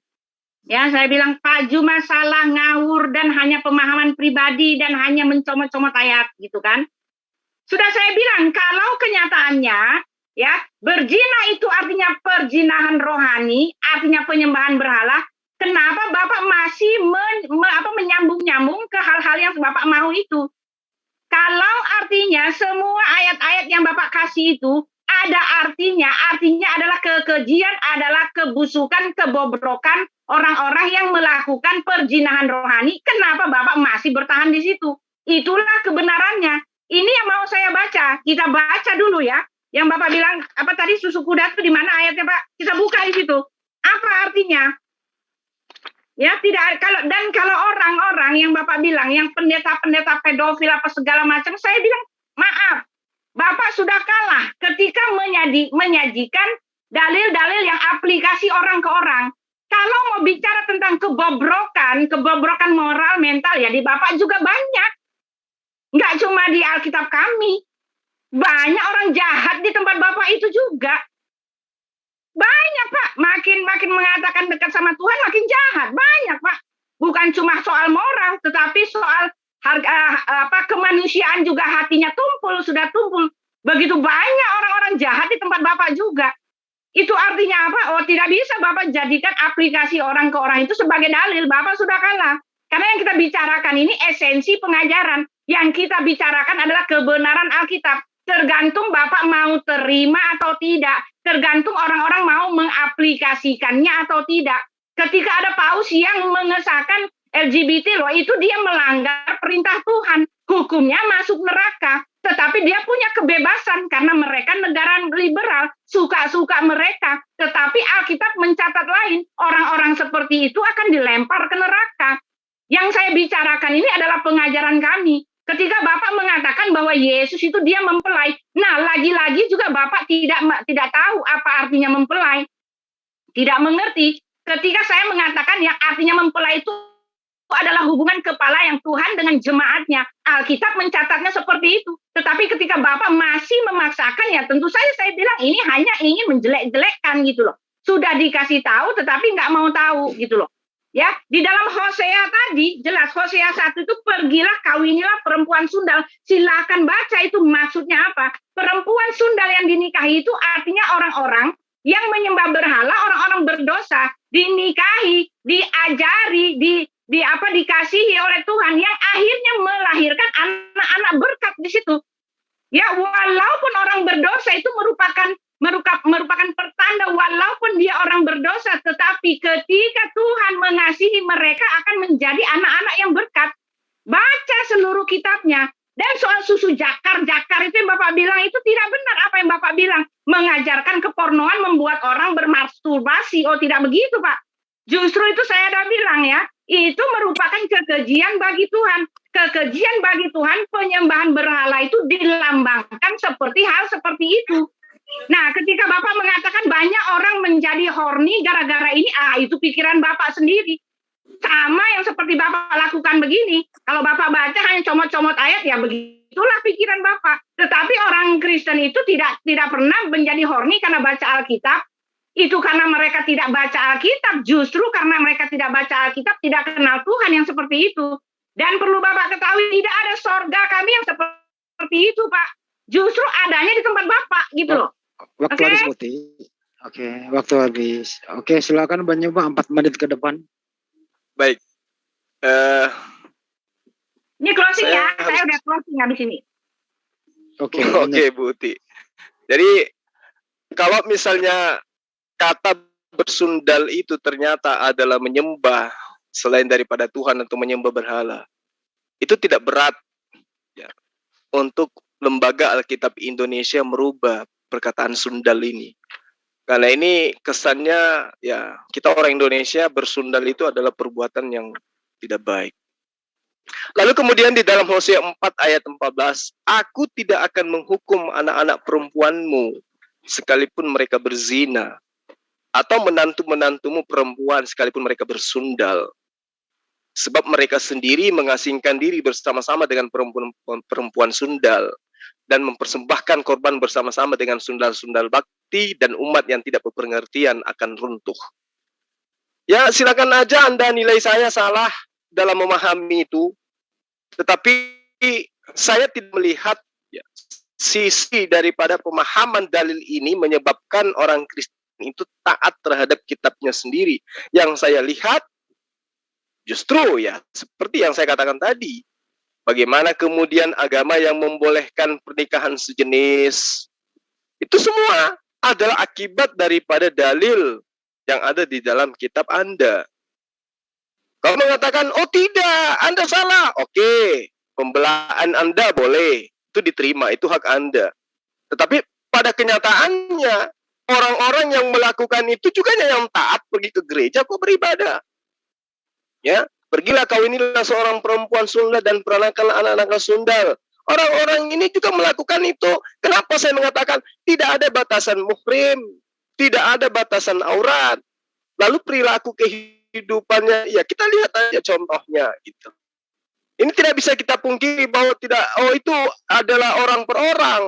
Betul, orang per orang, tetapi di dalam kitabnya ada dalil-dalil seperti itu. Kalau di dalam ajaran agama Islam, orang per orang betul. Tetapi apakah di dalam ajaran kitabnya juga ada dalil-dalil seperti ini? Silakan aja Anda tunjukkan kalau ada. Bila seorang laki-laki mengambil istri saudaranya, itu adalah suatu cemaran karena ia melanggar saudaranya laki-laki dan mereka akan tidak punya anak. Coba. Tidak ada dalil yang mengatakan itu tidak boleh. Hanya dikatakan kamu tidak punya anak. Perintah dan pernyataan tidak punya anak dibandingkan dengan kebutuhan biologis jauh lebih menekan manusia kebutuhan biologis itu daripada perintah untuk tidak punya anak. Ya, tidak akan punya anak. Apabila seorang bertemu dengan seorang gadis yang masih perawan, belum bertunangan, maksa gadis itu tidur dengan dia. Iya kalau memaksa. Kalau perempuannya tidak dipaksa dan keduanya kedapatan. Iya kalau kedapatan. Kalau dipaksa dan kedapatan, apa akibatnya? Ya, memberikan 50 shikal perak kepada ayah gadis itu. Lalu apa akibatnya lagi? Dia harus jadikan istri. Jadi kalau ada seorang laki-laki mau terhadap wanita, mereka wanitanya juga mau, ya cukup melakukan hal seperti itu. Habis itu dinikahkan. Apa dalilnya? Ulangan 22 ayat 28 ayat sampai ayat 29. Jadi kalau ada perilaku-perilaku yang kemudian yang seperti yang saya katakan, ada yang mendukung dalil kitab suci. Nah itu makanya saya katakan tadi di awal, tidak ada batasan. Malah saya mengambil pemahaman Rabi Salomon ya dalam komentarnya pada kitab Kejadian. Saya sudah sampaikan bahwa Rebeka ketika menikah dengan Ishak adalah pada usia 3 tahun. Nah, kemudian ketika Abraham berasal dari Gunung Moria, ia menerima berita gembira dari Rebeka, Ishak pada saat itu berusia 37 tahun. Kemudian pada saat itu pula Sarah meninggal. Ini adalah pernyataan orang yang punya kitab, bukan asumsi saya. Terima kasih. Oke. Terima kasih ya, Bang Joma. Ya, jadi silakan saya mau buktikan ya.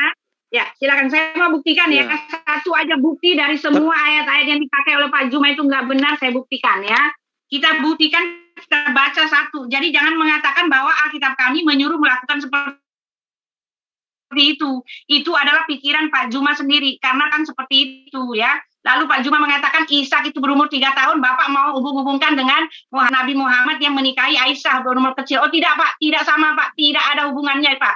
Di tempat kami itu dilarang menikahi menantu, dilarang menikahi anak kecil Pak, tidak ada Pak. Ya Ishak tidak berumur 3 tahun, Ribka tidak berumur 3 tahun, tidak sama Pak. Ya, tetapi saya mau kasih tahu, saya mau kasih unjukkan satu saja ayat ya. Dengan satu saja ayat ini gugurlah semua apa yang Pak Juma katakan ya, karena semua hanya hanya comot-comot ayat, dan setelah comot-comot ayat mengaturnya, merangkainya menjadi ajaran Bapak sendiri, ajaran yang mengatakan Alkitab itu menyuruh orang berpornoria karena Alkitablah orang berdosa. Salah Pak. Alkitab itu menyadarkan orang, ketika orang semua baca Alkitab semua orang bertobat Pak. Ya.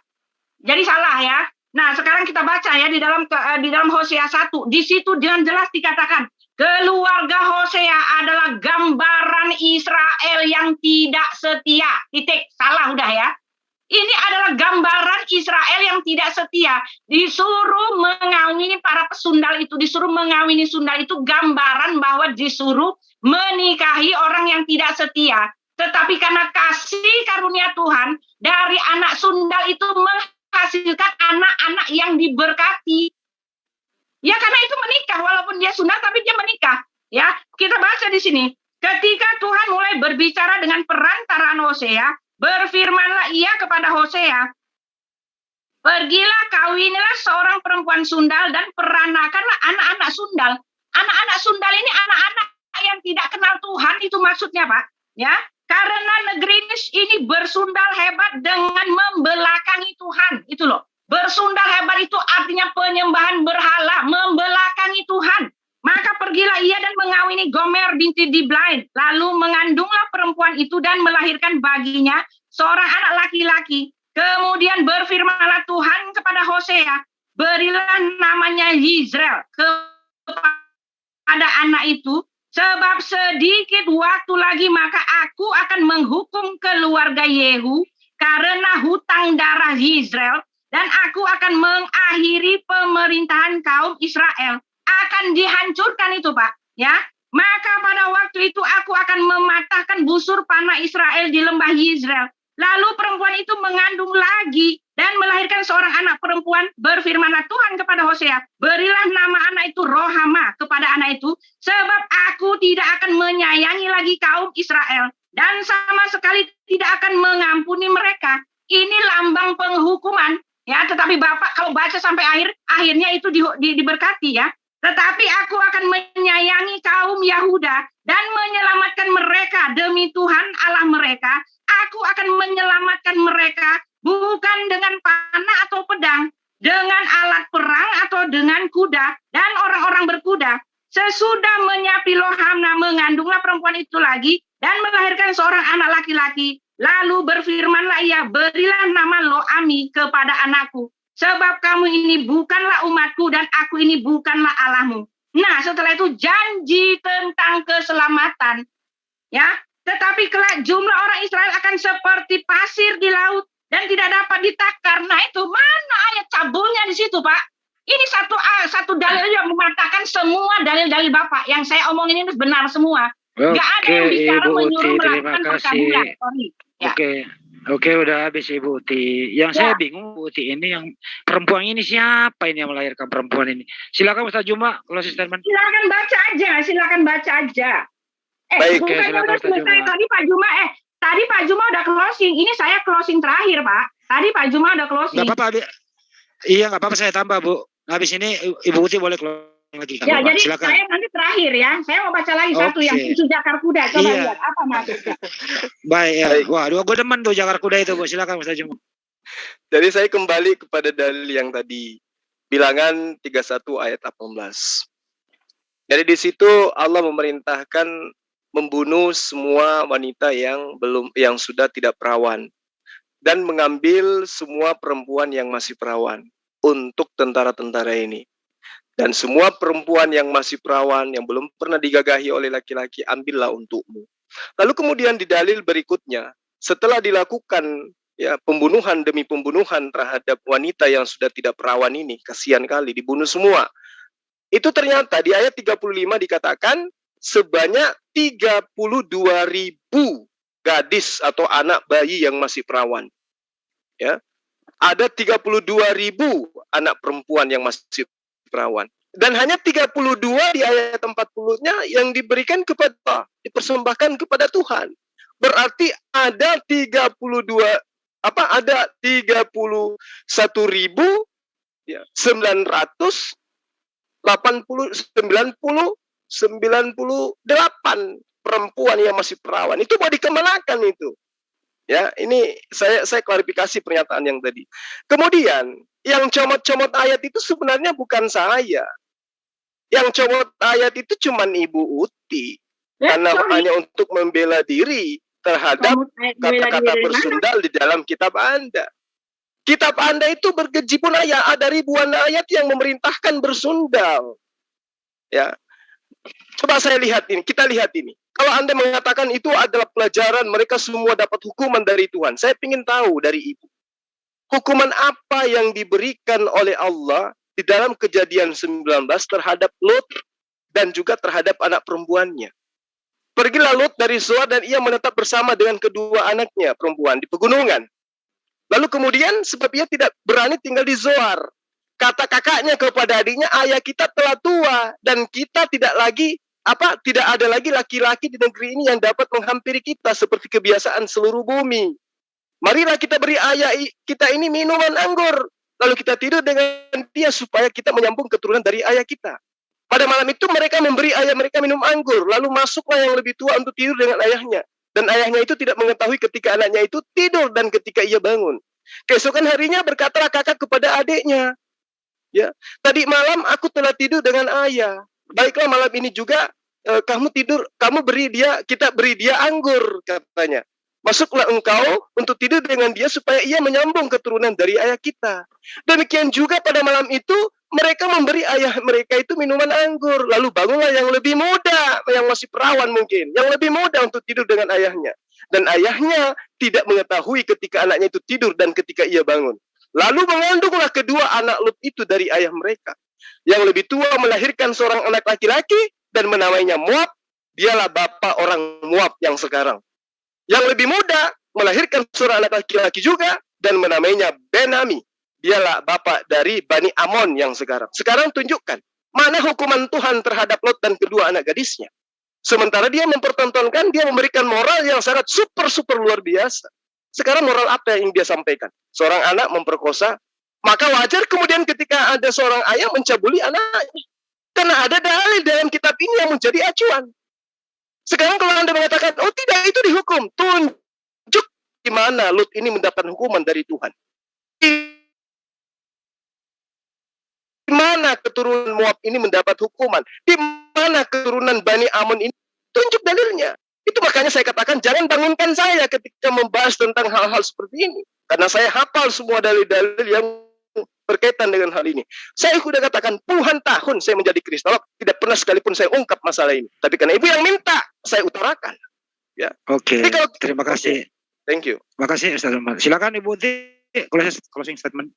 Ya silakan saja Pak Zulkifli berkoar-koar ke sana kemari, ke sana kemari. Yang jelas saya sudah buktikan bahwa Hosea 1 saja menyatakan bahwa apa yang Pak Juma katakan itu tidak benar. Itu saja, satu saja.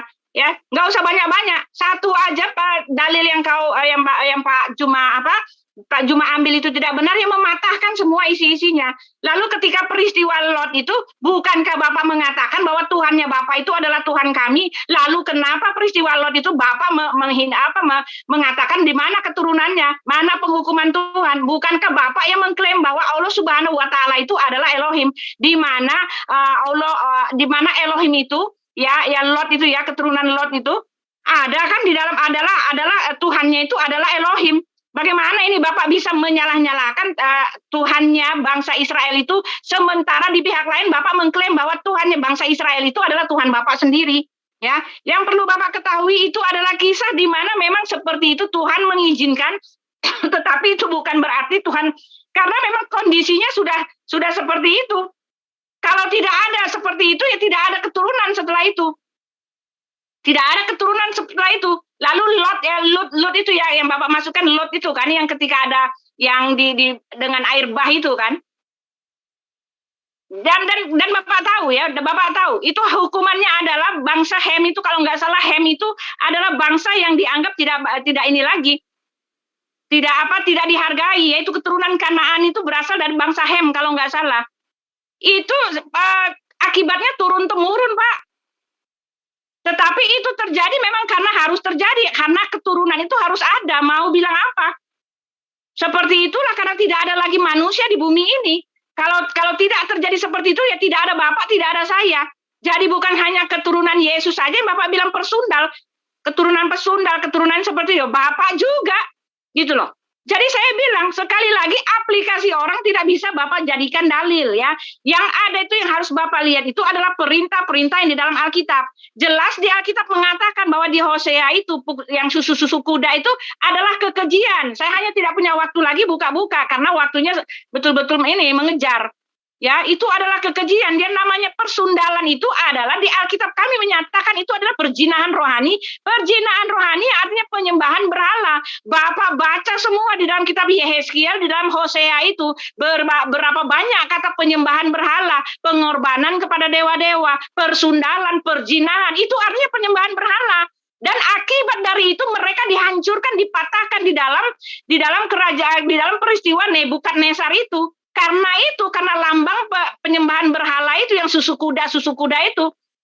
Jadi kalau saya kasih tahu, Bapak harus baca konteks. Tetapi ketika Bapak masih saja memaksakan apa yang menjadi pola pikir Bapak dengan mencomot-comot ayat, ya terserah. Orang-orang juga tahu Bapak hanya membuat agama baru, membuat ajaran baru untuk kitab orang lain dengan cara mencomot-comot ayat. Gitu loh. Nah, sekali lagi saya mau mengatakan kalau soal citra diri, kalau soal akhlak moral itu justru di kitab kami mengajarkan itu dengan lebih terang benderang, Pak. Ada batasan dalam pernikahan. Ya, satu perempuan hanya untuk satu laki-laki. Orang yang kawin mawin itu dihukum oleh Tuhan, tidak boleh berkhianat, tidak boleh melakukan hal-hal seperti itu.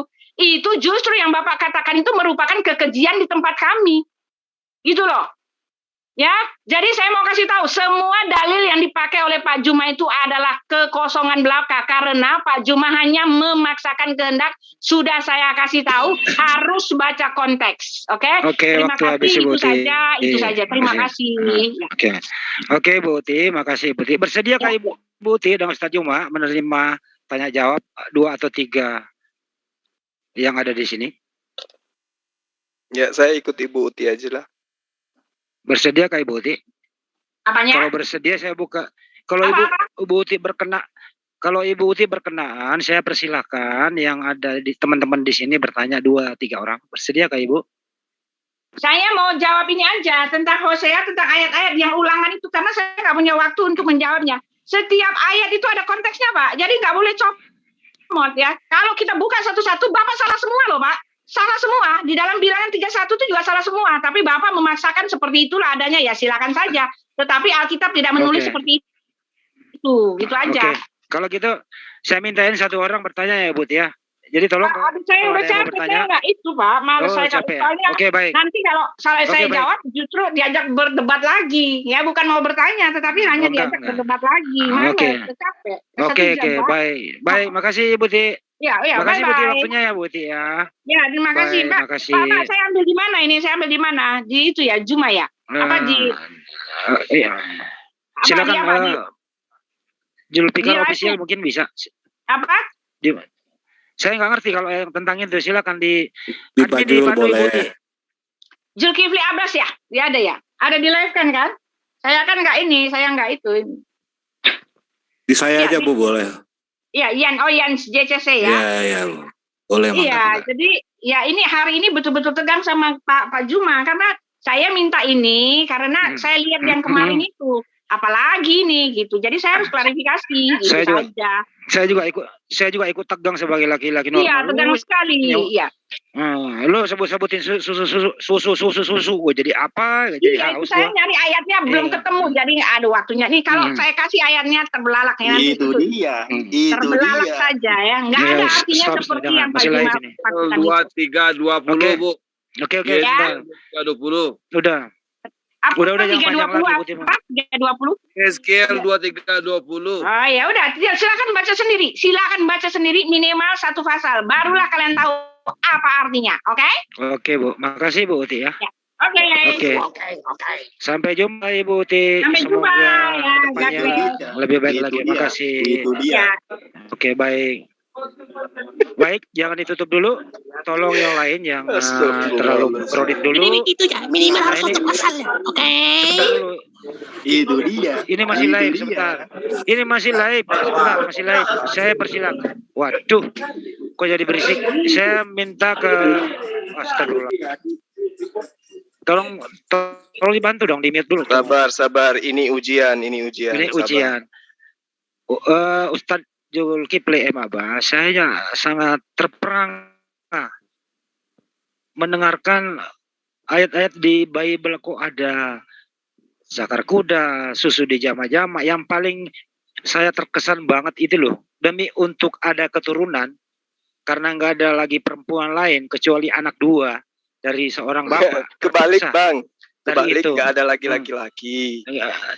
Oh, nggak ada lagi laki-laki. kecuali Ya. Bapak Itu kalau itu gitu dibaca ya. konteksnya dulu, Terpaksa. jangan sembarangan celoteh. Oke. Sebentar, Pak. Konteksnya dibaca Sebentar, dulu. sebentar. Silakan Bang Yuma diterangkan sepuas-puasnya pakai waktunya sebelum ditutup. Silakan Bang Yuma. Jadi gini ya, sahabat-sahabat sekalian, teman-teman yang ada di luar sana. Saya katakan saya itu terjun jadi kristolog itu udah puluhan tahun. Dan saya tidak pernah menyentuh secara spesial masalah yang Ibu Uti angkat ini. Tapi tiba-tiba saya dikagetkan dengan adanya japri masuk ke saya tadi siang. Ada tantangan berdebat malam ini dengan tema seperti yang dibawakan pada malam hari ini.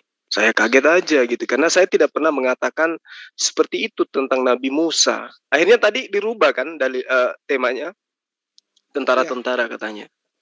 Padahal awal daripada pembahasan ini adalah tuduhan debater Kristen terhadap Rasulullah Muhammad SAW yang menikahi Siti Aisyah, ibunda Siti Aisyah di usia 6 tahun. Makanya saya mengambil dalil ini gitu.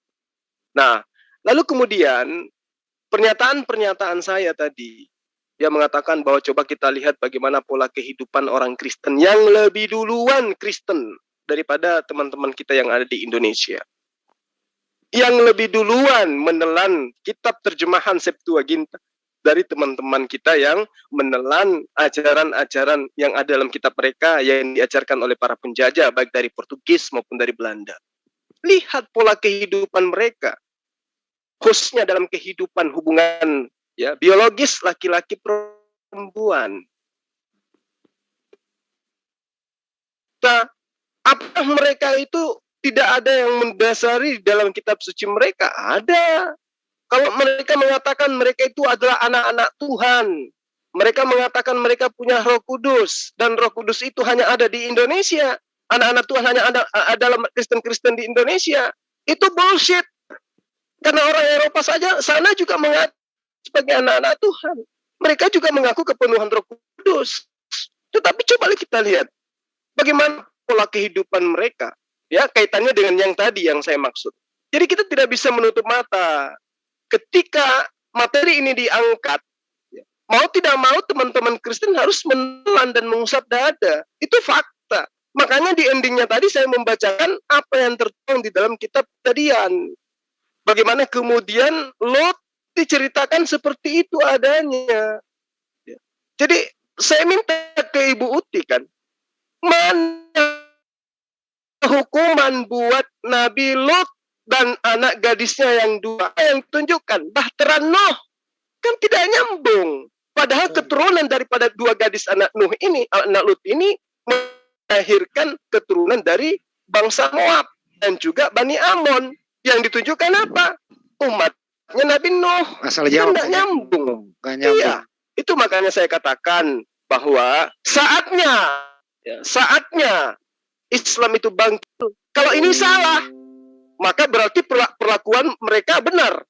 Kelakuan mereka yang senantiasa seks bebas itu benar. Kalau saya salah, berarti Lembaga Alkitab Indonesia salah menerjemahkan dalil-dalil ini.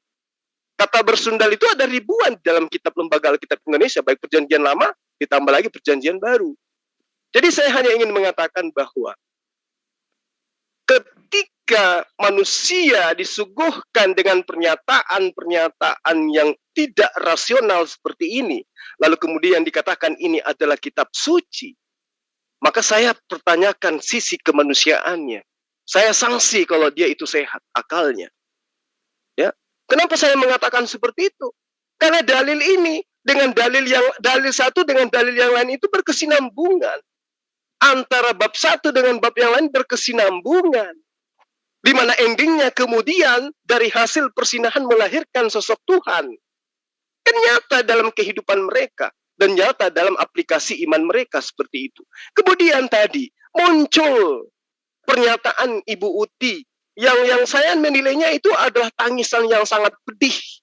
Ketika dia mengatakan, kenapa kamu mengatakan itu bersundal, padahal kamu mengakui Tuhannya Israel juga itu adalah Tuhanmu. Pada saat hanyut seperti ini, barulah kemudian dia mengatakan, Tuhan kita itu adalah Tuhannya Bani Israel.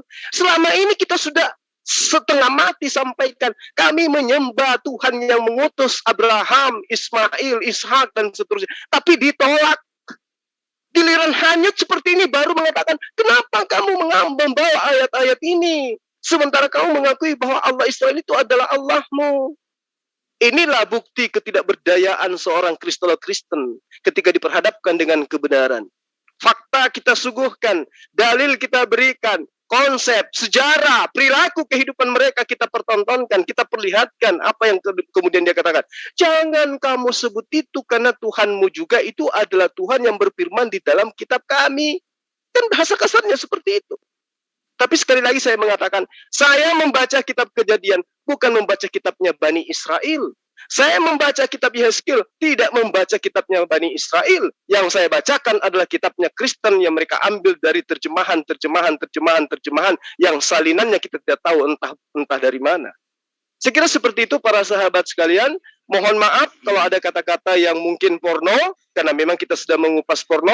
Ibaratnya kita mengupas tentang kotoran manusia, maka yang kita bahas adalah tentang yang jorok-jorok. Tidak mungkin yang kita bahas adalah isi kulkas. Karena ini yang kita bahas adalah persundaran, maka yang kita bahas adalah sesuatu yang porno-porno. Saya ingat perkataan Ibu Uti tadi, dia mengatakan bahwa saya jadi tegang. Nah, perempuan aja tegang. Ya, kita dengar kan? Itu bukan fitnah. Betul. Saya ini dibawa tegang sama Pak Zulkifli Emabas. Lah situ aja tegang. Apalagi kami yang masih kuat, masih bisa poligami sampai 4 kali kan gitu. Jadi saya kira begitu. Para sahabat sekalian, sekali lagi saya katakan, bukan saya yang minta tema ini, bukan saya yang minta. Ya, saya sudah puluhan kali. Ya, Bang Juma, sudah 10 tahun lebih jadi sebentar. Saya belum pernah memberikan tema ini kepada siapapun untuk dibahas karena saya tahu tema ini sangat-sangat luar biasa. Saya tidak ingin menyakiti hati para saudara-saudara kita, biar bagaimanapun kita adalah saudara anak bangsa. Tetapi karena saya disuguhkan oleh Ibu Uti, maka saya bahas. Ini belum seberapa loh. Ini baru 10% dari 100% yang saya kuasai tentang ayat-ayat persundalan. Mohon maaf. Nah, jadi kalau lain kali ngajak saya berdebat, tolong jangan bawa dalil-dalil seperti ini. Karena saya akan kupas sampai biji mata itu pindah ke muka. Demikian para sahabat. Terima kasih. Sebentar yang lain, sebentar. Sebentar. Makanya aku bilang kalau baca Bible itu harus tuntas. Sebentar dulu dong. Saya tutup dulu. Bentar Bang Ali, ini supaya nggak ditutup dulu sebentar. Iya, silakan Pak Yan. Bang Juma. Siap. Apa Lut itu yang ditenggelamkan apa no? Ya itu tadi saya makanya saya chat itu loh. Kok dibilang tadi tentang air bah ini gimana? Terima kasih Bang, itu aja pertanyaannya. Oke, jelas. Baik, terima kasih semuanya. Saya tadi moderator. Saya baca chat yang ditawarkan oleh Ibu Utik tentang Nabi Musa bla bla bla, sepertinya kurang etis dan kurang berkenaan. Saya netralkan topik itu, kedua belah pihak menyetujuinya. Kemudian mengalir sampai terarah ke ayat persundalan. Terus Ustaz Juma sebenarnya nggak mau membahas ini, terhubung karena Ibu Uti yang menawarkan, ya apa boleh buat. Ayat ini juga dikuasai oleh Ustaz Juma 9 tahun kurang lebih di kristologi, ya terpaksa dengan tujuan bukan untuk menghina. Jadi saudara-saudara netizen dimanapun Anda berada, ini hanya sekedar edukasi, tidak ada unsur untuk keganggu nih kalau begini nih. Ya tetap stay tune aja lah di JCC. Tolong dong admin dibantu dong, kalau lagi ngomong begini dibantu lah gitu loh. Ya udah. Ya gitu dong, dibantu gitu, enak. Jadi tetap di JCC ya semuanya begitu, dan tetap di Menara Siar masing-masing. Ya, ada Zulkifli Emabas, ada Salam Akal Sehat, yang JCC, Iwan Channel, dan lain-lain, Zulfikar Official. Tetap di channel masing-masing. Jangan lupa subscribe, share, dan komen yang positif. Ya, karena subscribe, komen, dan positif membantu kita semua menyiarkan agama kita dalam siarkan anti channel Kristen. Ya, terima kasih. Sampai jumpa di debat berikutnya yang lebih bermutu dan lebih seru lagi. Makasih. Silakan Ustaz. Bang Andi, digaungkan anti channel Kristen. Oke, baik. Sebelum ditutup, kita punya di sini semacam clue. Apa itu? Hashtag. Hashtag. Lupa saya, udah lama tuh. Apa Bang Ian? Lupa saya. GMCK, Bang. Ya, gerakan menolak channel Kristen. Sekali lagi, gerakan menonton gerakan menonton channel Kristen. Sekali lagi, GMCK. Saya Handi, sampai jumpa. Assalamualaikum warahmatullahi wabarakatuh. Waalaikumsalam warahmatullahi wabarakatuh. Assalamualaikum warahmatullahi wabarakatuh. Waalaikumsalam warahmatullahi wabarakatuh. Kalian kira kalian laki-laki saja bisa tegang, oke? Kami bisa tegang. Itu dia, itu asumsi Admin Bang Juma belum tutup bukan diriku.